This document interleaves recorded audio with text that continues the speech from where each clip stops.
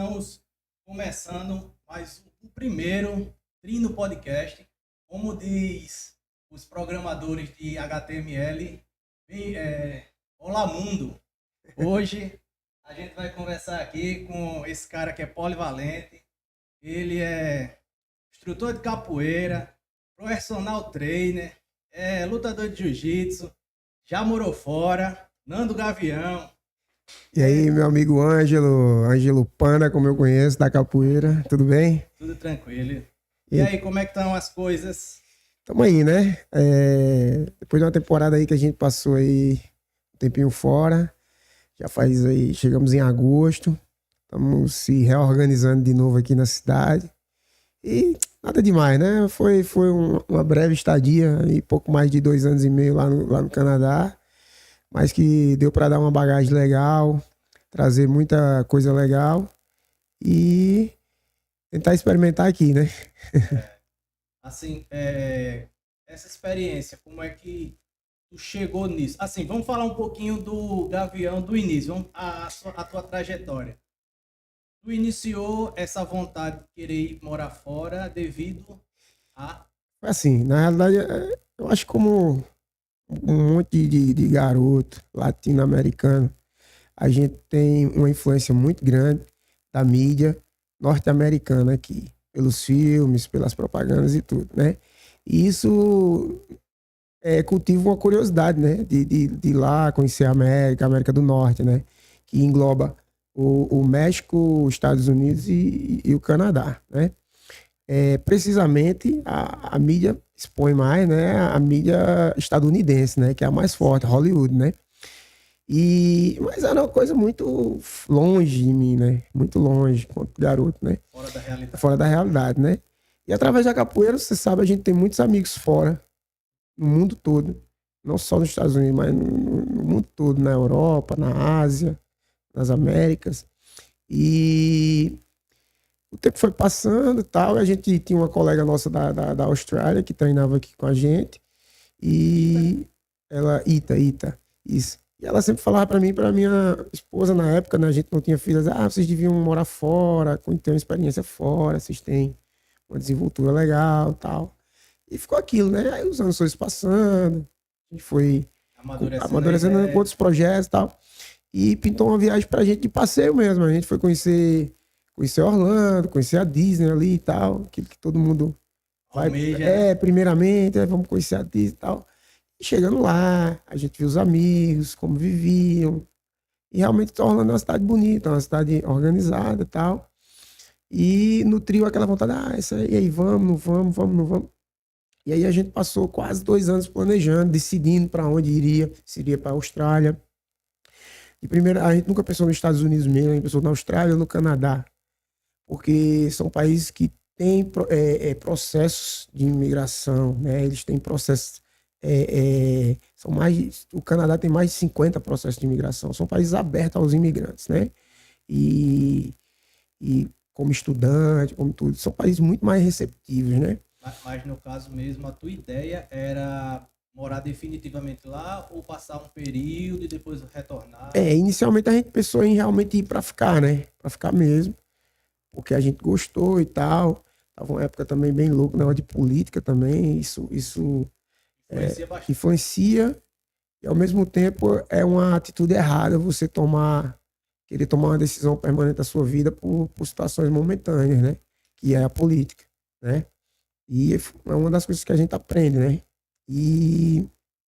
Mas enfim, a gente foi estudando, se planejou, juntou muito dinheiro, tem um gasto muito grande. E ficou aquela Canadá, Austrália, só que aí a gente viu que a Austrália é muito longe.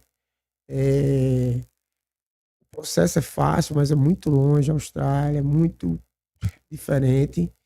E o Canadá seria mais perto. Eu já tinha colegas até de uma pessoa lá no Canadá.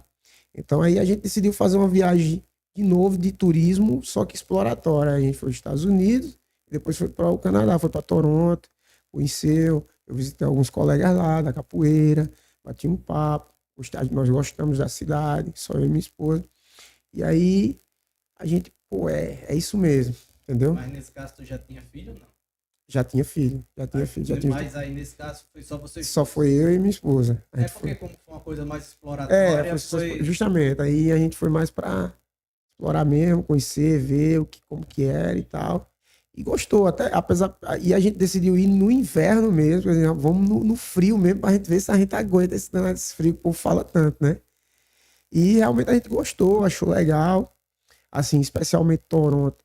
Ela é uma cidade cosmopolita, ela é uma cidade que ela é feita por imigrantes, ela é uma cidade que você não tem dificuldade de adaptação, porque você vai ter várias comunidades ali, portuguesa, mexicana, italiana, israelense, os árabes, os indianos. Então, é uma cidade feita por imigrantes. Vai ter um percentual de canadense, mas é muito pequeno. E, geralmente, a coisa mais difícil você encontrar em Toronto é aquele canadense de terceira geração, que o avô ou o pai é canadense. Geralmente são canadenses que o avô é imigrante ou o pai é imigrante. Então, no caso, é uma cidade praticamente formada por imigrantes. Praticamente. Toronto, com toda certeza, é porque essas big cities, né? Essa cidade muito grande, tem muita construção, tem muita... Então é onde as pessoas vão para arrumar trabalho, para se estabelecer, né? Mais rápido, né? Agora, já nas cidades pequenas, aos redores, aí sim, aí você vai encontrar muito nativo, muito canadense mesmo, assim, de terceira geração. E assim, no caso, não sofre tanto preconceito como o pessoal disse que quando vai para Portugal, Estados Unidos, sofre mais aquele preconceito estrutural, né? Que o pessoal já olha para o brasileiro com maus olhos, né? Porque, agora sim, também grande culpa é do brasileiro, né? O brasileiro onde chega quer fazer... Olha, isso é uma coisa que eu pensava assim também, sabe? Eu vou te falar que, na realidade, os brasileiros, a sua maioria, eles são vistos com bons olhos, porque nós somos muito bons trabalhadores, e a gente se adapta muito rápido, e a gente é proativo, geralmente. E as pessoas que trabalham lá fora, elas, tipo assim, elas é tudo no pé da letra, e ela só faz aquele serviço e pronto. Tipo, só para limpar essa mesa aqui, ela só limpa essa mesa. Se tiver aqui mesmo de casca de banana, sei lá, qualquer coisa, ele nem olha, ele vem, limpa a mesa e sai. E nós brasileiros não, a gente chega, limpa a mesa. Poxa, então tem um lixo aqui, ó, vou tirar esse lixo e tal. Entendeu? O brasileiro é mais assim, né? Porém. Eles são literais. Tipo, na realidade, já o indiano, ele é mais esperto, mas eu não vou ser aqui meio xenofóbico, mas eles são bem mais malandros, dá rasteira em carioca com as duas pernas, o indiano. É desse jeito, entendeu? Mas estão lá, entendeu? Estão lá. E essa questão do preconceito, assim, o preconceito, ele parte das pessoas ignorantes, né? E pessoas ignorantes tem em todo canto, entendeu? Só que não faz parte da cultura de lá. Quer queira ou não, o país tem uma cultura, e a cultura, ela influencia as pessoas. A cultura canadense é uma cultura muito amiga, é uma cultura muito educada. É tanto que o canadense é conhecido por ser o país do sorry, tá? Desculpa. Né? Existem várias piadas sobre isso. Se você conhece um canadense e ele não pedir desculpa a você, sei lá, umas 10 vezes, é porque não é canadense, não. Mas porque eles são muito gentis, são muito educados, entendeu? São muito polite, né? Como ele fala, são muito educados. Então, é um país muito educado. Então, jamais ele vai pode acontecer. Você vai ter preconceito com outro imigrante, vai ter preconceito com você, entendeu? Outro brasileiro imigrante vai fazer preconceito. Eu já vi brasileiro falar coisa lá que eu olhava para ele assim e dizia, meu Deus do céu, esse menino tem problema. Entendeu? É normal. Com questão da língua, tem facilidade de você falar português lá ou é mais fácil para quem quer fazer o intercâmbio ou em si chegar lá e desenrolar no inglês? Eu ri uma vez, eu estava vendo teus stories, aí disse, professora Ju, você disse que eu não ia chegar a lugar nenhum, hoje eu falou que estava morando em... Eu fiz aquele trocadilho que os caras falam, né? Tô aqui na França, de frente à Estátua da Liberdade, trocando tudo, né? As coisas. Não, é verdade, assim.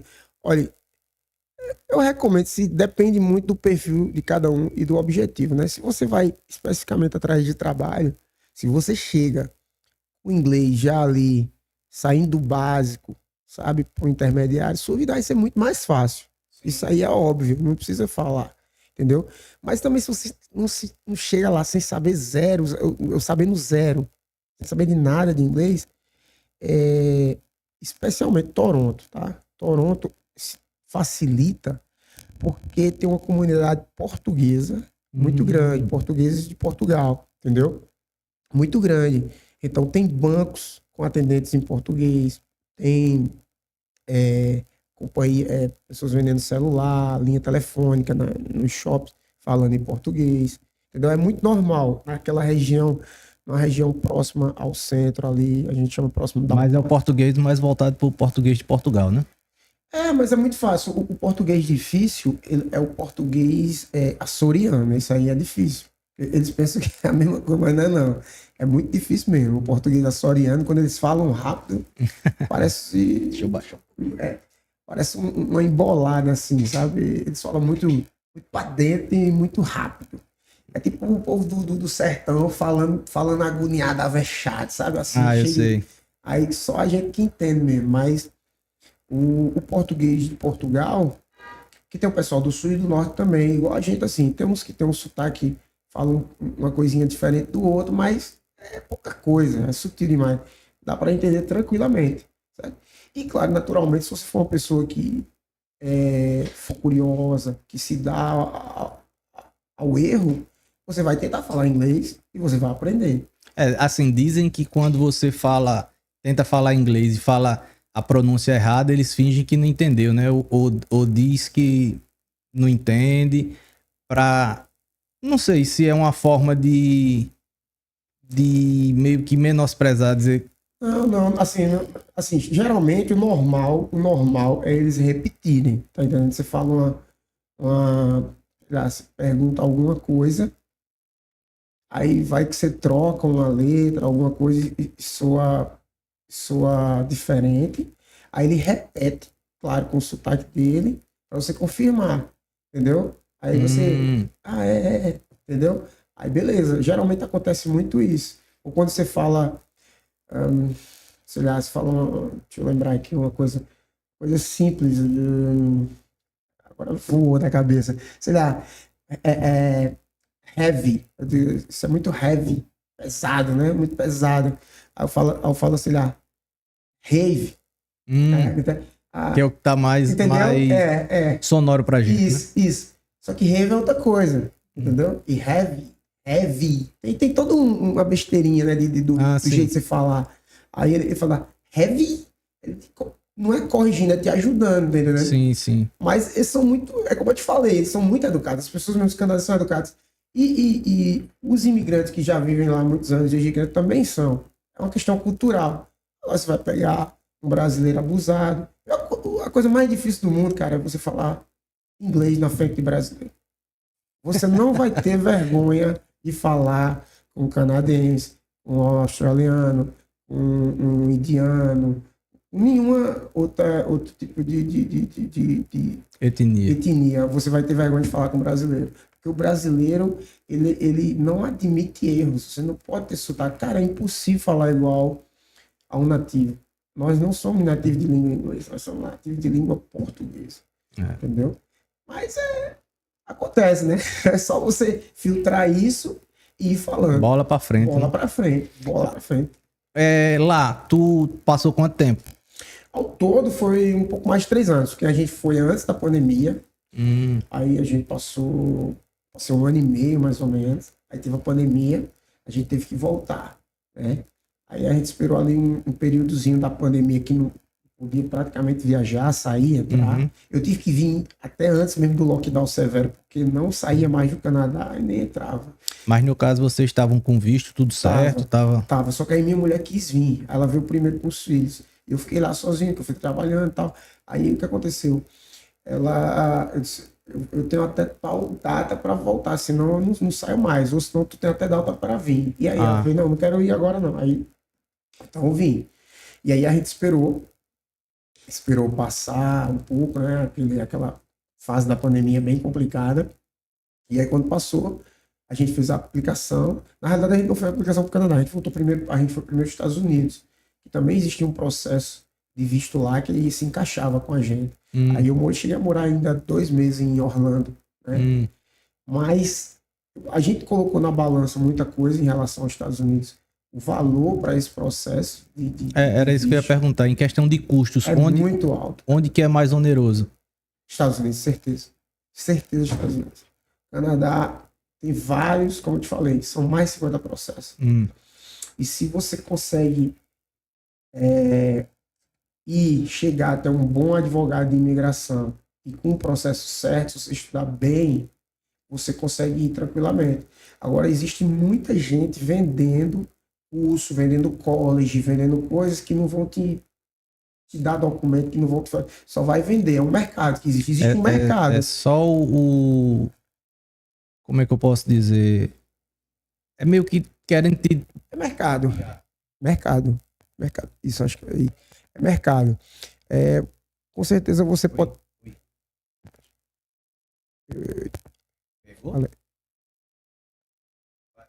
Então, é mercado. Você com certeza deve ter visto aí na sua timeline do Facebook, do Instagram, alguma coisa assim.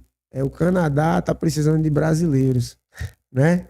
Isso aí é a maior falácia, tá entendendo? O Canadá não tá precisando de brasileiro, não. O Canadá precisa de mão de obra qualificada.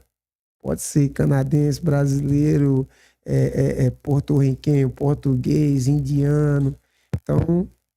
Então não é. Isso aí são as agências que vendem college, que vende pacotes lá, que lucram com isso, claro, é um mercado. E elas jogam isso aí, entendeu? Aí fica, o povo diz isso, lá no Canadá tá precisando de brasileiros, eles querem brasileiro. Não, não é brasileiro não, eles querem trabalhadores qualificados. No caso, quando tu foi para lá, já era formado em educação física? Já era formado. Mas aí tu trabalhava com educação física? Olha, para trabalhar com a educação física lá é muito fácil, entendeu? Assim, não é difícil, não. Agora, depende, lá é bem mais segmentado do que aqui, né? Aqui, geralmente, a gente é mais, como eu falei, a gente faz tudo, né? Tipo, aqui na academia eu dou várias aulas, né?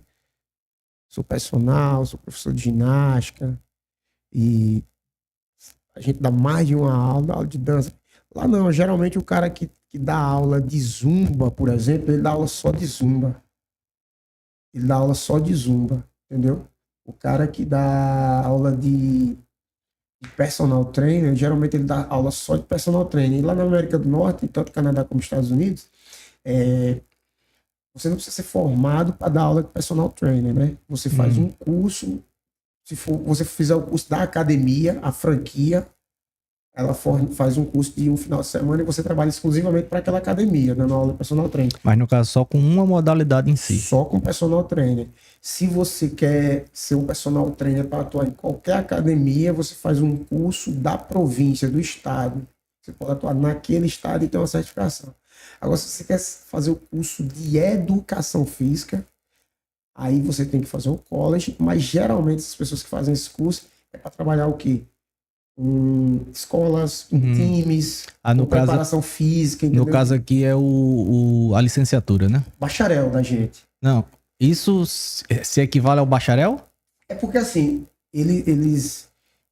o bacharel lá, ele não tem essa separação que a gente tem aqui, né? Sim. O cara que dá aula de educação física na escola, geralmente ele é aquele treinador do time, entendeu? Entendi.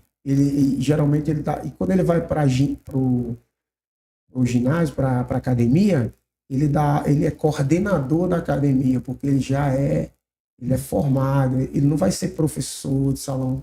Talvez, mas a maioria... no caso lá é como se fosse um superior e outro técnico, né?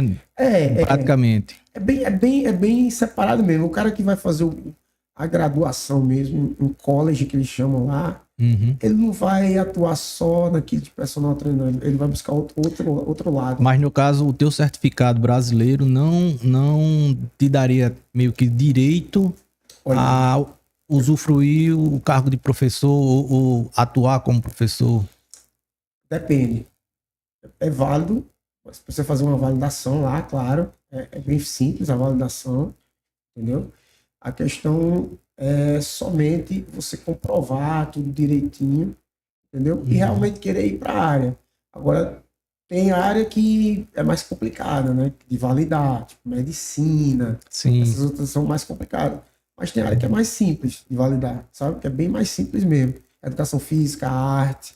É bem mais simples de validar. Eles são exigentes com algumas coisas, outras não. Outras eles são mais de boas.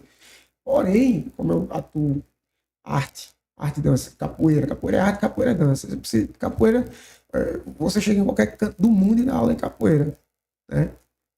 Dança, você chega em qualquer canto do mundo e dá aula de dança. Principalmente se for brasileiro, né? O brasileiro, ele já tem esse estereótipo de saber dançar. Se bem que alguns brasileiros nem sabem. Não sabem. Isso aí é mais, como é que diz? Folclórico. Né? Jiu-jitsu, tem muito colega lá de jiu-jitsu, eu vi chegando lá e rapidão já começa, porque tem muita academia abrindo de jiu-jitsu no mundo todo. E assim, os caras estão loucos, né? Por black belts, né? Por professores que realmente sejam faixa preta, sabem dar aula, entendeu? E os caras pagam bem. Tem muito cara, assim, a gente sabe na capoeira que tem uns caras que eles pegam corda de mestre na ponte aérea, né? Sai daqui professor, instrutor, aí quando chega lá é mestre. E tem isso no jiu-jitsu também, assim, que tu tem observado, porque hoje tu é faixa roxa de jiu-jitsu. E antes de tu ir pra lá, provavelmente já tava treinando, já era azul ou próximo de pegar azul, né? Peguei azul já faz tempo, né? Eu peguei azul em 2014, né? Mas eu sempre fiquei assim, oscilando no jiu-jitsu, né? Eu sempre foquei muito na capoeira. Meu foco sempre foi muito capoeira. Você me conhece, sabe disso. E o jiu-jitsu, assim, eu treino jiu-jitsu desde 2001. Acho que eu comecei de 2000 para 2001. Já entendeu? Tem uma bagagem. Passei muito tempo treinando sem pano. Não pegava grau, não tinha nem kimono. Entendeu? Eu dava aula na academia, no gi. Hoje chamamos no gi. A gente chama sem pano, né? Chamava submisso. Submisso, sem pano. Isso. Aí eu dava aula na academia, lá em Campina Grande, na academia de Eli. Aí treinava com os caras lá, os caras que são, hoje os caras são fenômenos, são conhecidos pra caramba, né? Rúlio, Regis, Pasto, Propeli, uma turma grande. Geizinho Suel, que hoje tem um time grande lá de Mário Sucata. E assim, terminava uma aula ali, ia lá treinar com os meninos, ficava treinando. Você ficava treinando. Só de brincadeira. Sempre gostei de treinar, né? Mas o meu foco sempre foi capoeira, né? Capoeira, graduando na capoeira. E quando foi em mais ou menos ali 2012, quando eu fui pro Sertão, aí eu dei uma treinada mais séria lá. Aí realmente peguei faixa azul lá com o professor Pablo Forlan, né? Só que aí, depois de um tempo também, por conta da faculdade, nessa transição, que eu saí do Sertão pro Canadá a primeira vez. Aí a gente fiquei parando ali, focando na capoeira, já estava avançando mais nas cordas da capoeira, participando de mais eventos na capoeira, indo muito pro Rio. Então, foco mais na capoeira, né? E aí, quando eu retorno para João Pessoa, né? Aí mas voltar pro jiu-jitsu mesmo agora. De forma efetiva. Né? E aí me juntei com a família aqui que eu tenho aqui também, que é a Bocatim, né? Que tem nosso amigo Zé Erlânio. Eu treino com ele. Que era da capoeira também. Tem outro amigo meu de moleque lá do bairro também. E assim, é um time grande, tem um corpo de docente de faixa pretas enorme, um material humano muito bom. Gigantesco, tá entendendo? E respondendo a sua pergunta, essa questão da ponte aérea, né, acontece com o jiu-jitsu, eu acho mais difícil, porque o faixa preta é muito difícil de enganar. Você dizer que é faixa preta e não ser.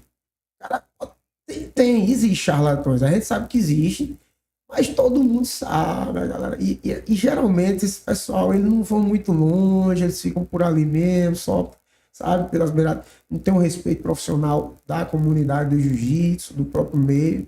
Então, assim... Até porque tem certificação, né? Vai perguntar quem foi que deu certificado, onde é que ele conseguiu. Se não tiver, quem foi que graduou para ir atrás. Aí também tem essa complicação, né? Porque geralmente na capoeira são... acho que poucos grupos de capoeira que têm essa certificação. Eu acho que, assim, que eu conheço, são pouquíssimos, né? Eu acho que até eles estão fazendo mais a questão do certificado em si, sabe? Mas eu acho também que é tão fácil fazer isso. Certificar uma pessoa que... Eu vi casos de cara que o cara nunca treinou com ele, Aí chama o mestre, paga o cachê, o mestre vai lá, dá a corda de mestre a ele, dá o certificadão ali do lado, aí ele dá ele. Só porque tem uma federação, entendeu? Mas, de fato, aquela pessoa não foi aluno daquele mestre que deu a corda de mestre para ele, entendeu? O mestre dele foi outro, com o qual ele brigou, saiu, formou o grupo dele, que acontece muito isso, né? Sim. O cara briga, sai, forma o grupo dele e decide que tá na hora de eu pegar mestre. Pronto, tá na hora. Se auto-intitula. E hoje existe muito apadrinhamento. O cara fala, o cara saiu do grupo dele e ele criou o grupo dele, certo? Saiu do grupo antigo, criou um grupo novo, só dele. Vamos dizer aqui, eu vou simular como se fosse eu saio da minha escola e crio o Gavião Capoeira. E aí, Gavião Capoeira, mas eu conheço um cara que saiu também da minha escola e ele é mestre, e eu tenho uma boa relação com ele, eu vou ficar ali amigo dele, não vou ser aluno dele, mas eu vou ser amigo dele, quando for na hora de eu fazer meu evento para me dar a corda de mestre, ele vem e me dá, entendeu? E aí dou um cachê e tal. Geralmente é assim, o modus operandi é esse, né? É uma coisa ruim, assim, pra arte, mas ao mesmo tempo eu percebo que é uma coisa que é complicado na capoeira, esse monte de graduação que existe, esse monte de graduação que tem, de uma certa forma desvaloriza a graduação de mestre, porque você vê o próprio jiu-jitsu mesmo, são 5 faixas, 5 não, é 5 faixas, cara. Então é isso, e quem é preto e pronto. Às vezes, tem o coral, tem o faixa coral, beleza, mas geralmente os atletas, Oi. eu tô ouvindo aí. Geralmente eles miram na preta, chegou na preta, já era, cara, é criar sua história na preta, entendeu?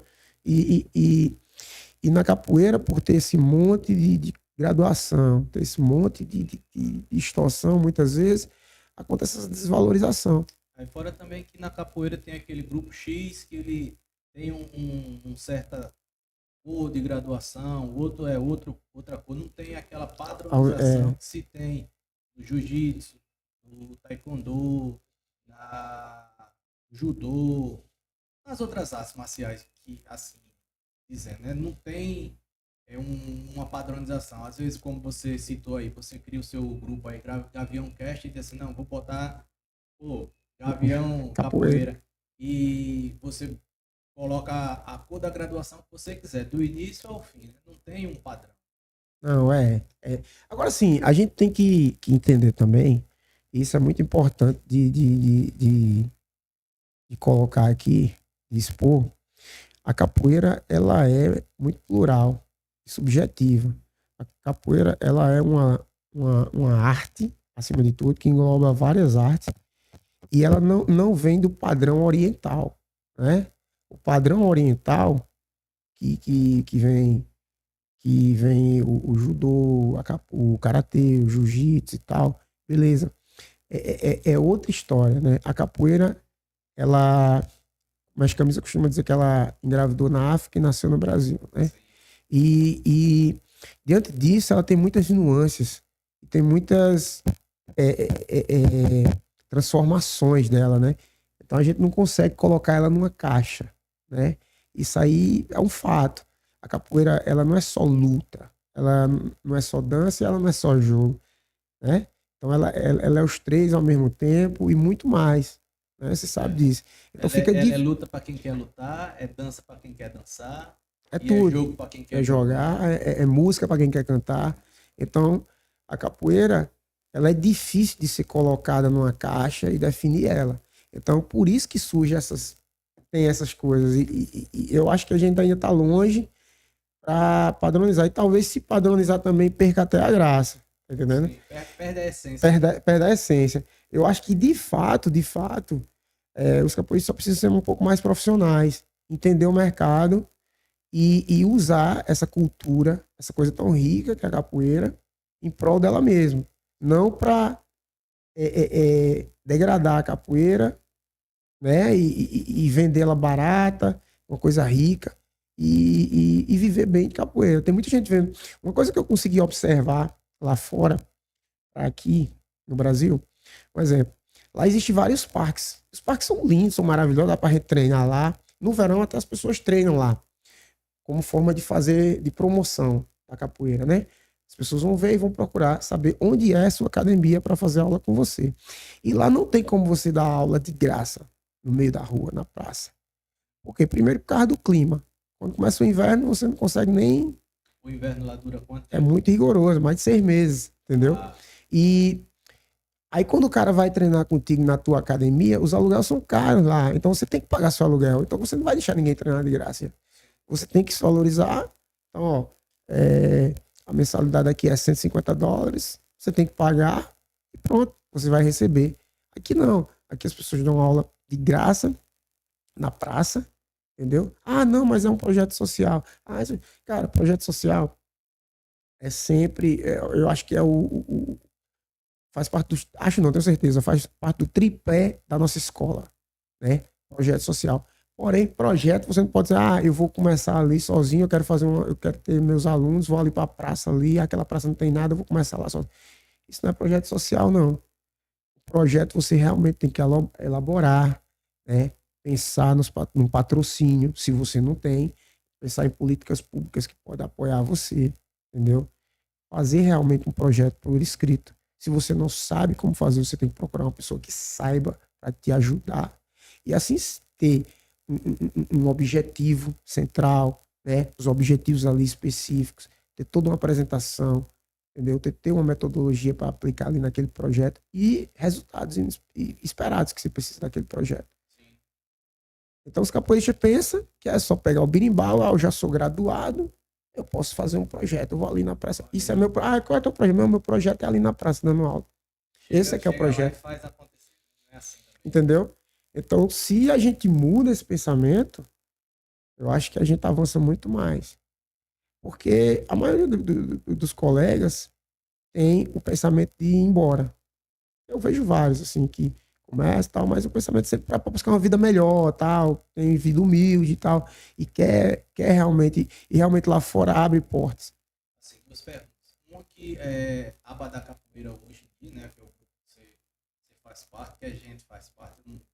Eu estou sem treinar, mas eu não Tá em stand-by. desvinculei, Mas uma coisa assim que eu vejo que alguns acham que seja uma coisa fútil, mas eu acho de grande importância que o cara, quando ele vai se graduando, o camisa, não é que ele obrigue, mas ele é meio que dá uma dica assim, rapaz, faça uma faculdade, melhore o seu conhecimento, faz com que o cara que está saindo ali da faixa azul, faixa verde, corda azul, corda verde, vai chegando nas cordas de instrutor, professor, ele tem essa visão acadêmica.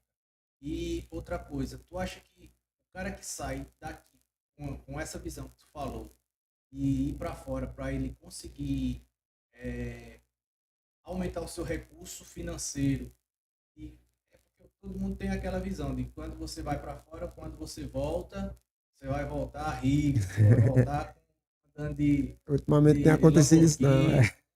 Só que a gente sabe que a realidade, a teoria é uma coisa, a realidade é outra, totalmente diferente. Verdade, verdade. Então, vamos lá, respondendo a primeira. A nossa escola, ela é referência, cara, assim, no mundo todo. O mestre camisa, ele é um gênio e um cara inovador dentro da capoeira. Ele, desde os anos, se você vê, eu tive o prazer de assistir um DVD de um evento que ele fez em 84, jogando lá um monte de capoeirista das antigas, então, um monte de gente lá jogando, e você vê como ele jogava e os outros mestres jogavam, a movimentação, os golpes, né? As descidas, já tinha ali uma característica. E outra, o próprio mestre, como foi que ele fez a descida básica? Tem muito capoeirista que tem mais de 20 anos de capoeira e não sabe que o mestre camisa criou a descida básica. E como foi que ele criou a descida básica? Que antigamente os mestres desciam com aquela descida básica daquela capoeira da Bahia de rua, assim, ó. Deixava a pernona esticada, né, da frente, da base da ginga, e flexionava a outra, assim, né, e vinha para dar um chapéu de couro, né? Entendeu? Então, a maioria dos capoeiristas fazia aquela descida, e aquela descida força muito o joelho, né? E Assim, além de forçar o joelho, deixa o joelho da frente meio que desprotegido. desprotegido Se totalmente. você fizer isso numa roda de rua, O cara pisar, já era. o cara maldoso, Então, aí o mestre camisa, como sempre fez laboratório, o mestre camisa ele tem um corpo docente e o corpo de mestrandos, e sempre teve muito material humano. Pessoas que estão prontas a. Eu não sei se a palavra certa é essa cobaia, mas estão ali prontas e aptas para qualquer teste que ele quiser fazer, entendeu? Isso é muito bom, porque ele tem material humano, então ele testa as coisas. Então ele começou a testar a descida básica, uma forma de descer diferente que não gerasse tanta lesão no joelho. E essa forma que ele estudou e criou, que é a descida básica, se você for prestar atenção, biomecanicamente, ela é muito eficiente. eficiente, cara. A palavra é essa, tá entendendo? Você preserva seu corpo, você usa o abdômen, você usa a força dos glúteos, você usa tudo. E fora que, falando assim, com base na educação física, a descida básica ela lhe deixa totalmente estável e tem como você ter propulsão para você voltar atacando ou defendendo de qualquer posição. Defesa, ataque, movimentação e floreio. Qualquer coisa você faz da descida básica. Qualquer coisa. Então, assim, foi uma coisa fantástica, cara. Assim, falando de treinamento, de desenvolvimento do movimento humano ali dentro de uma arte, cara, fantástico, entendeu? Então, assim, o mestre camisa, ele é, por natureza, um inovador, entendeu? E ele incentiva todos da escola a ser, entendeu? Claro que dentro, aí vai a cabeça de cada um, dentro da linha do que ele quer para a escola dele, entendeu? Não adianta o cara dizer, mestre, mas vamos fazer aí o Abadá Cast, não sei o que, ele não quer. Se ele não quer, não quer, entendeu? Então, ele vai, não, a gente, a última coisa que ele pediu para os novos mestres, os mestres dele fazer, foi formado por ele, cada um escreveu um livro sobre sua vida, uma autobiografia, Sim. né? E cada um fez, entendeu? Então ele dá ali, ele instiga você a ser melhor, né? Ele puxa você, ó, vamos lá, vamos criar os toques, tem o jogo, tem isso, ó, dá pra fazer, Zumbimba. entendeu? Então ele cria coisas, só quem é da Abadá sabe como é que funciona o Zumbimba, o quanto que o Zumbimba é importante para a escola Abadá e para o resto da capoeira.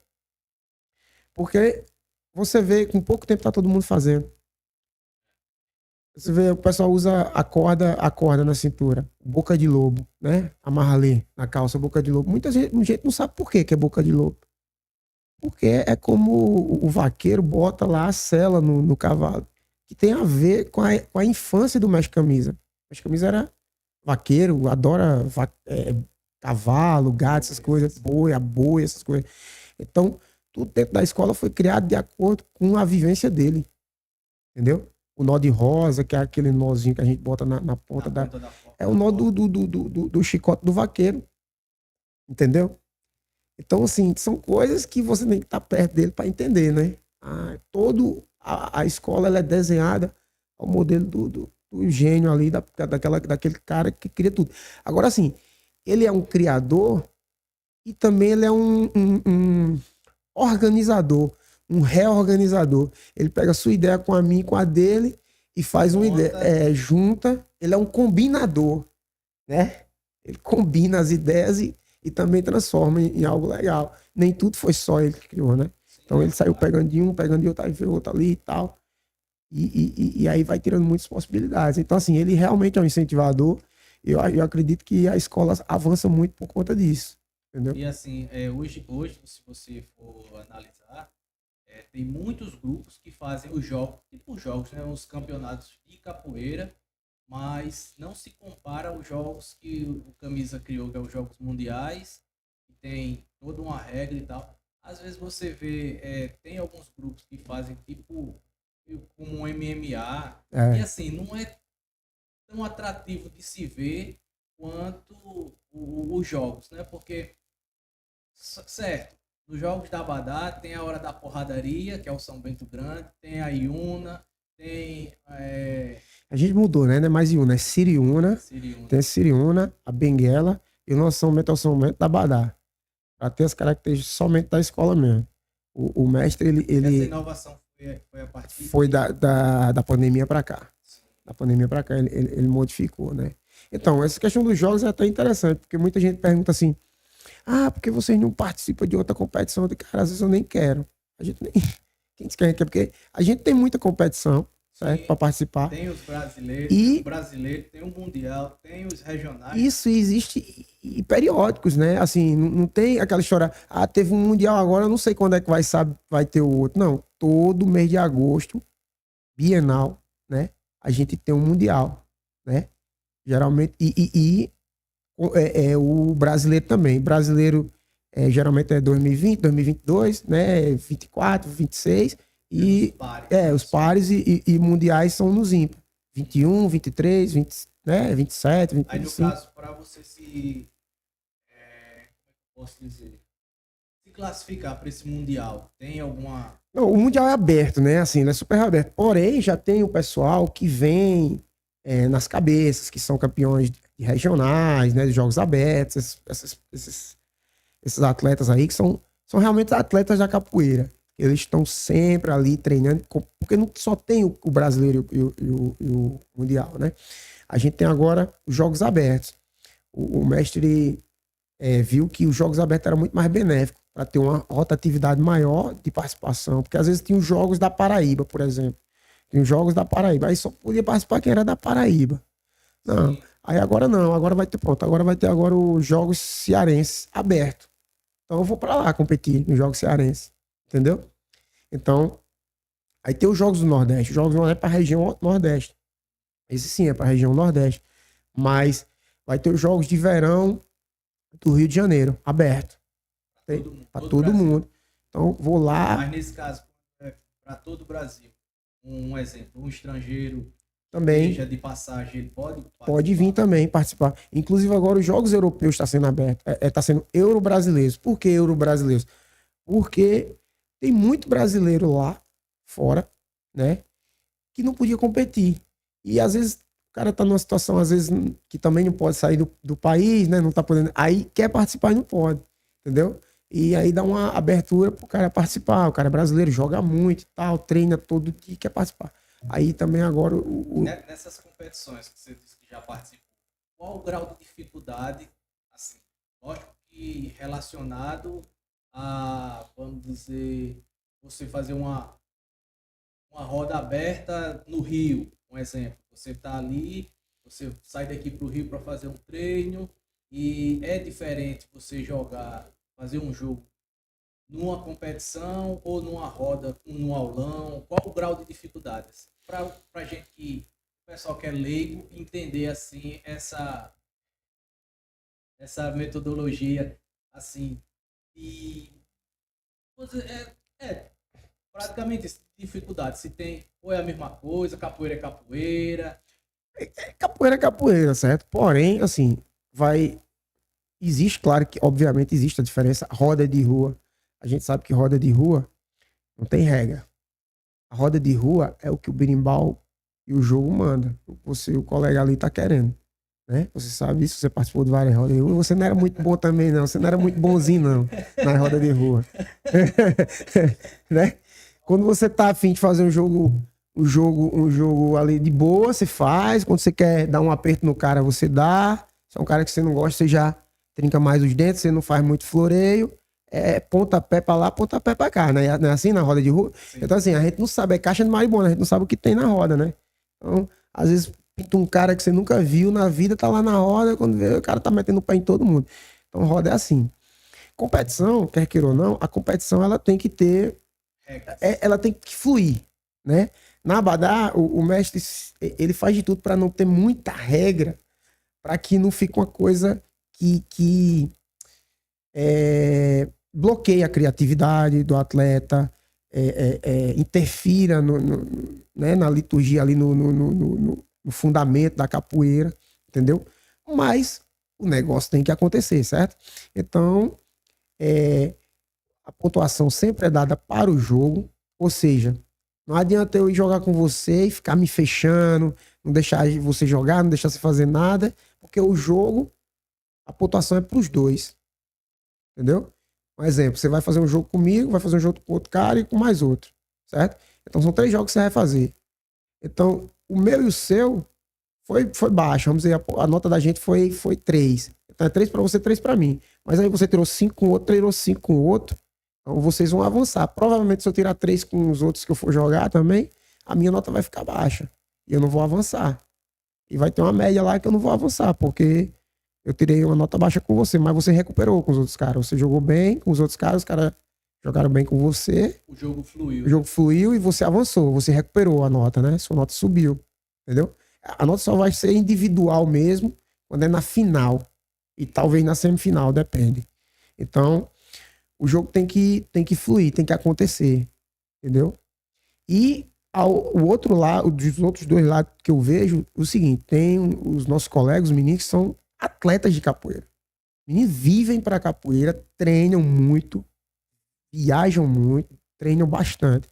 E eu, quando eu vou competir, às vezes, às vezes que eu fui, eu treinei bastante, treinei bastante mesmo. Mas eu tinha noção que eu ainda não estava no nível dos caras, né? Porque eu trabalho, tenho filhos, eu tenho outra rotina de vida, não vivo só de capoeira. Então, muitos colegas lá vivem somente capoeira. Então, minha missão, na realidade, assim, isso aí é uma coisa muito individual.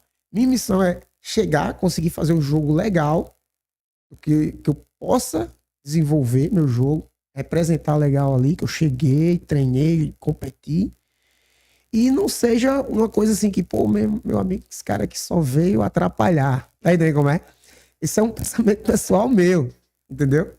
Mas tem cara que não tá nem aí, cara. Tem cara que passou o ano todo em se entupindo de McDonald's lá, sei lá, de Coca-Cola e de Heineken, e foi lá e não tá nem aí, entendeu? Mas esses caras, assim, como você falou, tem os caras que são atletas mesmo de capoeira, vive da capoeira e pra capoeira. É um cara desse aí que chega lá, ele... Não, ele sabe, com certeza, ele sabe dominar, ele domina a parada, entendeu? Ele domina a parada. É perigoso pra quem, pra quem não tá no ritmo. Vai uma meia lua no meio do queixo, cai, desmaia, né? Aí pronto, perdeu a viagem pro Rio de Janeiro. Mas pelo menos tem uma lembrança, não é essa cicatriz. Aqui foi lá na competição no Mundial. Mas assim, é basicamente isso, né? São diferentes, porque na roda de capoeira, assim, não tem aquele compromisso de realmente fazer um jogo fluir, de realmente botar o negócio pra andar. Né? A roda de capoeira eu posso ficar aqui só na minha. Tem cara que fica só com a mão fechada, né, e tal. Então, assim, eu faço o meu e eu quero dar porrada ou eu quero jogar, depende, né? Depende muito, né? E na competição não, tem que acontecer o negócio para os dois fluírem, né? Então, acontece jogos perigosíssimos, muita meia-lua, muito martelo, rasteira, improvisação. O cara já caiu subindo, atacando, o outro já esquivou e contra-atacou. É quando tá os dois treinados, é muito bom, é muito bonito de se ver. Entendeu? Tem aquela energia, tem aquela atmosfera de competição junto com a capoeira que já enche os olhos, né? Então, assim, pra mim, essa é a diferença, sabe?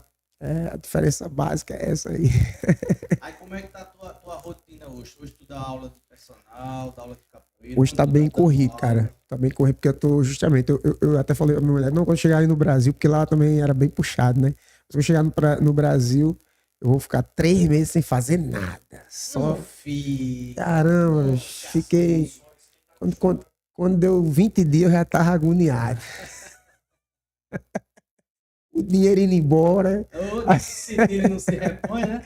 Aí eu disse, não. Aí já uma academia, já consegui um contato com a academia.